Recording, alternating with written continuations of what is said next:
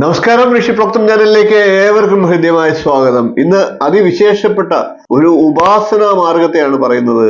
ആരും പരീക്ഷിക്കേണ്ട എന്ന് തന്നെയാണ് എൻ്റെ അഭിപ്രായം. പക്ഷെ നിരവധിയായിട്ടുള്ള നമ്മുടെ പ്രേക്ഷകർ, ഋഷിപ്രോക്തത്തിന്റെ പ്രേക്ഷകർ ആവശ്യപ്പെട്ടതനുസരിച്ചിട്ട് ഇത്തരം ഒരു വീഡിയോ ചെയ്യുകയാണ്. കർണപിശാചിനി, കർണയക്ഷിണി എന്ന ദേവതയെ കുറിച്ചാണ് ഇന്ന് പ്രതിപാദിക്കുന്നത്. ആ ദേവതയെ എങ്ങനെയാണ് ഉപാസിക്കുന്നത്, എന്തിനു വേണ്ടി ഉപാസിക്കാം, ആ ദേവതയുടെ മന്ത്രങ്ങൾ, ഇതെല്ലാം പരിചയപ്പെടുത്തും.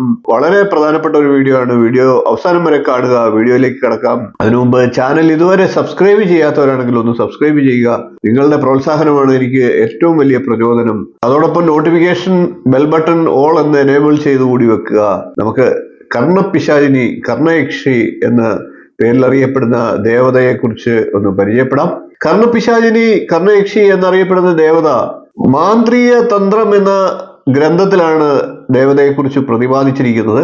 ഇത് പൊതുവെ ഭാവി കാര്യങ്ങൾ അറിയാനും പ്രവചനങ്ങൾ നടത്താനും ഉപാസിക്കുന്ന ഒരു ദേവതയാണ്. പിശാചിനി എന്ന് പറയുമ്പോൾ കുറച്ചുകൂടി തീക്ഷ്ണമായിട്ടുള്ള അവസ്ഥയിലേക്ക് വരും. കർണയക്ഷി എന്നാണ് പൊതുവെ പറയുന്നത്. അപ്പൊ യക്ഷി സങ്കല്പത്തിലാവുമ്പോൾ അത്ര തീക്ഷ്ണതയിലേക്ക് വരില്ല എന്ന് തന്നെ പറയാം.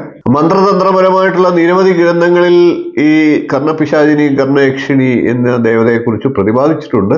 കർണയക്ഷിയെ യഥാവിധി പൂജിച്ച് ഉപാസന സിദ്ധി വരുത്തി അനുഗ്രഹം നേടിക്കഴിഞ്ഞാൽ ഭൂതഭാവി വർത്തമാന കാര്യങ്ങൾ വ്യക്തമായി പറഞ്ഞു തരുമെന്നാണ്. ചെവിയിൽ വന്ന് നമുക്ക് അറിയേണ്ട അല്ലെങ്കിൽ നാം പറയേണ്ട കാര്യങ്ങൾ ചെവിയിൽ വന്ന് അത് പറഞ്ഞു തരും എന്നാണ്.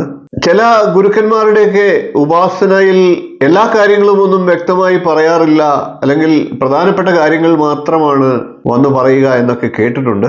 ചില കാര്യങ്ങൾക്ക് ഉദാഹരണം മാത്രമാണ് പറയുന്നത്, അതായത് ഹിന്റുകൾ മാത്രം നൽകും എന്നും പറയാറുണ്ട്. ചില കാര്യങ്ങൾ വ്യക്തമായി പറഞ്ഞു തരും എന്നും പറഞ്ഞിട്ടുണ്ട്. അതൊക്കെ ഓരോരുത്തരുടെ അനുഭവത്തിൽ വ്യത്യസ്തമായിരിക്കാം. ചില ഉപാസകരൊക്കെ വളരെ വ്യക്തമായിട്ട് ഭാവി കാര്യങ്ങൾ അല്ലെങ്കിൽ ഭൂതഭാവി കാര്യങ്ങളെ പറഞ്ഞു തരും എന്ന് ഉറപ്പിച്ചു പറയുന്നുമുണ്ട്. നിരവധിയായിട്ടുള്ള ആൾക്കാർ എൻ്റെ മന്ത്രങ്ങളുടെ വീഡിയോയ്ക്ക് കമന്റ് ഇടാറുണ്ട്. അതുപോലെ തന്നെ ധാരാളം പേർ എന്നെ വിളിച്ച് ഇങ്ങനെ ഒരു കർണപിശാചിനിയെ കുറിച്ച് വീഡിയോ ചെയ്യാമോ എന്ന് ചോദിച്ചിട്ടുമുണ്ട്. ഏതാണ്ട് 2-3 പേര് മന്ത്രോപദേശം തരുമോ, എവിടെയുണ്ട്, ആരുണ്ട് മന്ത്രോപദേശം തരാൻ എന്നൊക്കെ എന്നോട് ചോദിച്ചിട്ടുണ്ട്. ഞാൻ പക്ഷെ അങ്ങനെയുള്ള മന്ത്രോപദേശ കാര്യങ്ങൾക്കൊന്നും ഇതുവരെ ശ്രമിച്ചിട്ടില്ല. ഇതിനെക്കുറിച്ച് അറിയാൻ തന്നെ വലിയ താല്പര്യങ്ങളൊന്നും കൊടുത്തിട്ടില്ല. ഈ കാര്യങ്ങളൊക്കെ എനിക്ക് എൻ്റെ അറിവിൽ ഉണ്ടായിരുന്നെങ്കിൽ പോലും അങ്ങനെ ഒരു ചിന്ത, ഉപാസന എന്നുള്ള ചിന്ത എനിക്ക് വന്നിട്ടില്ല. കർണപിശാചിനി, കർണയക്ഷി എന്നീ ഭാവത്തിലുള്ള ദേവതയുടെ ഉപാസനയെ കുറിച്ച് ഞാൻ ഇതുവരെ ചിന്തിച്ചിട്ടില്ല. എനിക്ക് അടുത്ത് പരിചയമുള്ള ഗുരുക്കന്മാരാരും തന്നെ ഇതിന്റെ ഉപാസകരായിട്ടുമില്ല. നിരവധിയായിട്ടുള്ള ഗ്രന്ഥങ്ങളിൽ നിന്നും അനുഭവങ്ങളിൽ നിന്നും ഒക്കെ വായിച്ചും വീഡിയോകളൊക്കെ കണ്ടുമുള്ള അറിവിലാണ് നിങ്ങളോട് സംസാരിക്കുന്നത്. കർണപിശാചിനി സന്തോഷിച്ച് അനുഗ്രഹിച്ചു കഴിഞ്ഞാൽ ഭൂതഭാവി വർത്തമാന കാര്യങ്ങൾ ആ ഉപാസകന്റെ ചെവിയിൽ പറഞ്ഞു തരുമെന്നാണ്. അങ്ങനെ വരുമ്പോൾ ഉപാസകൻ പൂജാവേളയിൽ അല്ലെങ്കിൽ ഉപാസനയുടെ ആരംഭവേളയിൽ നിരവധിയായിട്ടുള്ള പരീക്ഷണങ്ങൾ നേരിടുന്നതായിട്ട് പലരും പറഞ്ഞു കേട്ടിട്ടുണ്ട്. അതുകൊണ്ട് തന്നെ ഇത്തരം ഉപാസനകളെ ഒരു കാരണവശാലും പ്രോത്സാഹിപ്പിക്കുന്നതല്ല. ഒരു വേള ഉപാസന പൂർത്തീകരിക്കാൻ പോലും ആ വ്യക്തിക്ക്, ഉപാസകന് സാധിക്കാതെ വരുന്ന അത്ര പരീക്ഷണങ്ങൾ ഉണ്ടായേക്കാം. അങ്ങനെ വരുമ്പോൾ അനർത്ഥം ഉണ്ടാകുമെന്നുള്ളത് സുനിശ്ചിതമായിട്ടാണ് പറയപ്പെടുന്നത്. ചില ആചാര്യന്മാരൊക്കെ ഉപാസന തുടങ്ങുന്ന സമയത്ത് തന്നെ, മന്ത്രം ജപിക്കുന്ന വേളയിൽ തന്നെ അതീവ സഹിക്കാൻ പറ്റാത്ത ദുർഗന്ധം ആ സമയത്ത് അനുഭവപ്പെടാറുണ്ട് എന്ന് പറഞ്ഞു കേട്ടിട്ടുണ്ട്.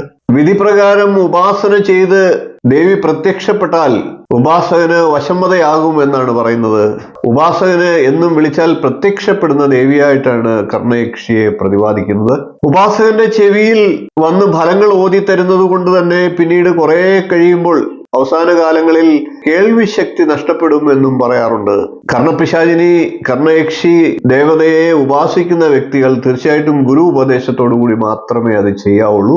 നല്ല ആചാര്യന്മാർ അവരുടെ നിർദ്ദേശാനുസരണം, അവരുടെ നിയന്ത്രണത്തിൽ അല്ലെങ്കിൽ അവരുടെ നേതൃത്വത്തിൽ മാത്രമേ ഈ ഇത്തരം ഉപാസനകളിലേക്ക് കടക്കാവുള്ളൂ. സഹിക്കാൻ പറ്റാത്ത അത്ര ദുർഗന്ധവും സ്വപ്നത്തിലൊക്കെ അതിഭീകരമായിട്ടുള്ള കാഴ്ചകളും ഒക്കെ ആ സമയത്ത് ഉപാസനാ വേളയിൽ പരീക്ഷണമായി നമുക്ക് കാട്ടിത്തരും എന്നാണ് പ്രതിപാദിക്കുന്നത്. അതേപോലെ തന്നെ ജീവിതത്തിൽ നിരവധിയായിട്ടുള്ള പ്രതിസന്ധികളെയും പ്രയാസങ്ങളെയും ഒക്കെ ഉപാസനാ വേളയിൽ തരണം ചെയ്യേണ്ടതായിട്ടും അനുഭവസ്ഥർ പറയുന്നുണ്ട്. അതുകൊണ്ട് തന്നെ ഇത്തരം ഉപാസനകൾ ഒഴിവാക്കുക എന്ന് തന്നെ പറഞ്ഞുകൊണ്ട് നമുക്ക് കർണപിശാചിനി കർണയക്ഷിയുടെ ഒരു ധ്യാന മന്ത്രത്തെയും മൂലമന്ത്രങ്ങളെയും ഒന്ന് പരിചയപ്പെടാം. ഇങ്ങനെ ഒരു മന്ത്രമുണ്ട് എന്നുള്ള അറിവിലേക്ക് മാത്രമാണ് പറയുന്നത്. ഇത് ഒരിക്കലും മന്ത്രം പറഞ്ഞതുകൊണ്ട് പ്രാക്ടീസ് ചെയ്യരുത്, ഉപാസനയിലേക്ക് പോകരുത് എന്ന് തന്നെ ഒരിക്കൽ കൂടി പറഞ്ഞുകൊണ്ട് മന്ത്രത്തെ ഞാൻ പരിചയപ്പെടുത്തുകയാണ്. പ്രേതാസനസ്ഥാം നരമുണ്ടമാല വിഭൂഷിതാം അസ്ഥി മണീൻ കരാഭ്യാം പ്രേതാനരാന്ത്യർ ദദിതീം കുവസ്ത്രാം കർണപിശാചിനിയും താം. ഇതാണ് ധ്യാനമന്ത്രം. ധ്യാനമന്ത്രം ചൊല്ലിയതിനു ശേഷം മൂലമന്ത്രത്തിലേക്ക് കടക്കാം എന്നാണ് പറയുന്നത്. കർണപിശാചിനി കർണയക്ഷി ദേവതയെ സംബന്ധിച്ച് 2 മൂലമന്ത്രങ്ങളാണ് പ്രചാരത്തിലുള്ളതായിട്ട് പറയുന്നത്, ഗ്രന്ഥങ്ങളിലൊക്കെ കാണുന്നത്. അതിൽ ആദ്യത്തെ മന്ത്രത്തെ നമുക്കൊന്ന് പരിചയപ്പെടാം. ഓം ഹ്രീം കർണപിശാചിനി കർണകഥയ ഹ്രീം ഹാം ഹാം ജും സ്വാഹ. ഇനി മറ്റൊരു മന്ത്രവും കൂടി പറയപ്പെടുന്നുണ്ട്. ഓം പത്മാവതി കർണയക്ഷിണി ഡാർ ഡാർ സ്വാഹ. ഇപ്രകാരമാണ് കർണപിശാചിനി മന്ത്രങ്ങൾ. പ്രേക്ഷകരുടെ ആവശ്യം, അവരുടെ അഭ്യർത്ഥന മാനിച്ചുകൊണ്ട് മാത്രമാണ് ഈ ഒരു വീഡിയോ ഞാൻ ചെയ്യുന്നത്. ആരും പരീക്ഷിക്കരുത് എന്ന് ഒരിക്കൽ കൂടി പറഞ്ഞുകൊണ്ട് ഇതൊക്കെ അറിവിലേക്കായിട്ട് മാത്രം കരുതി വയ്ക്കുക. നമുക്ക് ഉപാസനയ്ക്ക് ഒരുപാട് ദേവതകളുണ്ട്. അങ്ങനെയുള്ള ദേവതകളെ തിരഞ്ഞെടുക്കുക. എളുപ്പം ഫലസിദ്ധി കിട്ടുന്നതും അല്ലെങ്കിൽ അത്ഭുതങ്ങൾ കാണിക്കുവാനും വേണ്ടിയിട്ട് ഇത്തരം ഉപാസനയിലേക്ക് പോകുന്നത് ചിലപ്പോഴൊക്കെ അപകടങ്ങൾ വിളിച്ചു വരുത്തും. അതേപോലെ തന്നെ ഓജോ ബോർഡ് പോലെയുള്ള മാർഗങ്ങൾ സ്വീകരിക്കുന്നതുമൊക്കെ അപകടങ്ങൾ വിളിച്ചു വരുത്തും. മാനസിക നില തന്നെ അത്തരത്തിൽ പരീക്ഷിക്കുന്നവർക്ക് തെറ്റിയെന്നും വരാം. അതുകൊണ്ട് തന്നെ ആരും ഇത്തരം പരീക്ഷണങ്ങൾക്ക് മുതിരാതിരിക്കുക. ഓജോ ബോർഡൊക്കെ ഇതേ മാതൃകയിൽ തന്നെ ഉള്ളതാണ്. അപ്പോൾ എന്തായാലും ഈ ഒരു വിവരം നിങ്ങൾ, ആ അറിവ് നിങ്ങൾ കരസ്ഥമാക്കി വെക്കുക.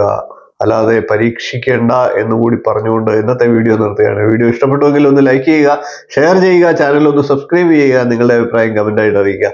ഇനിയും ഇതുപോലുള്ള നല്ല നല്ല അറിവുകളും വിശേഷങ്ങളുമായി നമുക്ക് വീണ്ടും കാണാം. നന്ദി, നമസ്കാരം, ശുഭദിനം.